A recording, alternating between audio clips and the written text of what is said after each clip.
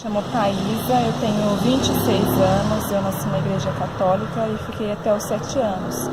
Meus pais mudaram para a igreja universal depois disso e eu fiquei até os 14 anos. E eu vi que aquilo não era verdadeiro.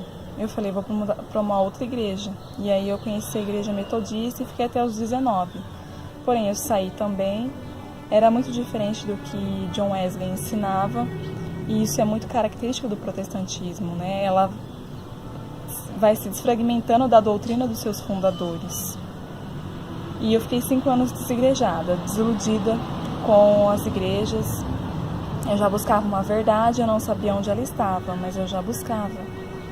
Isso me levou a fazer jornalismo. E, para ser honesta comigo mesma, eu precisava conhecer o outro lado da história. Esse é o maior princípio, né, da formação. A verdade a qualquer custo. E eu falei, eu preciso voltar para alguma igreja séria. E aí eu voltei para a Igreja Batista, de linha reformada calvinista, que é, das opções protestantes, a mais séria, a mais culta e a que não ignora totalmente os pais da igreja. As demais, elas ignoram totalmente. E ali eu tive novamente contato com o catolicismo, estudando os pais da igreja. E os livros que eu lia reformado, eles sempre usavam como base, como fonte, os pais da igreja. Então eu falava, eu vou direto na fonte, né? E aí começou a minha investigação. E cada vez mais parecia que o catolicismo era verdadeiro. Eu pensava, Deus usou essa igreja por 15 séculos e de repente ela se desviou, mas era a promessa do próprio Cristo que ficaria com ela até o final dos tempos. E aí depois Deus teve que levantar alguém para retomar aquilo que havia se perdido. E na verdade eu fui descobrindo que não, ela sempre existiu. E aí eu lembro que eu li um livro sobre santidade do J.C. Ryle e da Santa Teresa d'Ávila. E eu vi assim uma diferença abismal. E lá na frente eu fui entender. Como os protestantes são nominalistas, eles não acreditam que a pessoa pode realmente, de fato, ser regenerada e alcançar a santidade. Então eles acreditam na imputação da justiça de Cristo.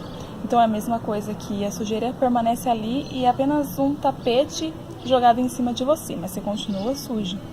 E na visão católica não, você realmente é regenerado e você pode alcançar a santidade. E isso se comprova pelos frutos, né? Pelos frutos a gente conhece a árvore. É só você ler a vida dos santos, os mártires, os doutores, os pais da igreja, que você vai ver que eram vidas assim, excelentes, cheias de virtudes. E isso você não acha no protestantismo. E outra coisa assim, que foi fundamental para mim foi a questão da autoridade. Eu pensava, se Deus não tivesse deixado uma única autoridade, a Bíblia vira mãe de todas as heresias, que é o que nós temos hoje. Cada um crê no que quer, da forma que quer, e para eles está tudo certo. É uma anarquia, é uma confusão sem fim, é como se fosse uma torre de Babel, ninguém chega à mesma conclusão. A verdade foi uma só, a revelação foi uma, a Bíblia é uma, Deus é um só. E como que ele revela coisas diferentes para cada pessoa, para cada um? Ele não nos deixaria a gente nessa confusão, nessa divisão que existe. E aí eu pensei, não, realmente Deus instituiu sim a sua autoridade, a sua igreja. E o outro fator também determinante foi a Eucaristia. Quando eu entendi a Eucaristia, eu chorava, assim, porque eu pensava, como que eu fiquei tanto tempo privada disso? Eu não me conformava.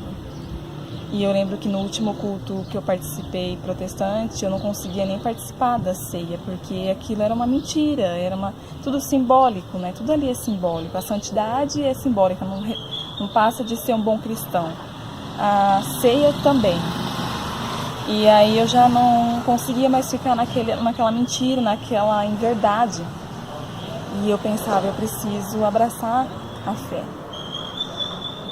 E aí foi quando eu pensei, não, eu vou voltar para onde eu nunca deveria ter saído.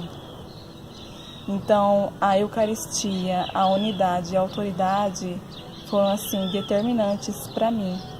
Tem uma frase de Santo Ambrósio que diz: não é o homem que encontra a verdade, mas a verdade que encontra o homem. E foi justamente isso que aconteceu comigo. Eu já buscava essa verdade, eu não sabia onde ela estava, mas eu estava disposta a abraçá-la, independente do que ela fosse, de onde ela estivesse, mesmo que ela me ferisse, mesmo que ela me machucasse. E no início foi assim. Eu não queria acreditar que o catolicismo poderia ser realmente a Igreja de Cristo. E tem uma frase de Chesterton que ele diz que quando você deixa de atacar a igreja, você passa a ir em direção a ela. Quando você deixa de gritar, você passa a ouvi-la com prazer. E quando você deixa de atacá-la, você começa a admirá-la. É mais ou menos assim que ele fala. E foi exatamente isso que aconteceu. A admiração foi crescendo cada vez mais. E aí eu já não podia mais negar isso. Se eu negasse, eu já estaria sendo cúmplice do erro, eu já seria indesculpável perante Deus. Então eu falei, não, eu vou abraçar essa verdade que eu tanto busquei, que está e se encontra na Igreja única de Jesus Cristo.